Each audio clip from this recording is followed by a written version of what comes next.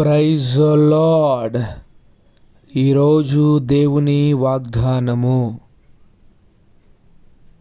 ఆ కాలమున మీరు చూచుచుండగా నేను మిమ్మును చెరలో నుండి రప్పించి మిమ్మును సమకూర్చిన తరువాత మిమ్మును నడిపింతును. నిజముగా భూమి మీదనున్న జనులందరి దృష్టికి నేను మీకు ఖ్యాతిని, మంచి పేరును తెప్పింతును. ఇదే యెహోవా వాక్కు. ఆమేన్.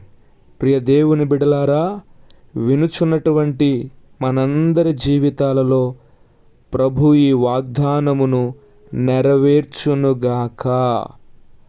ఆమేన్.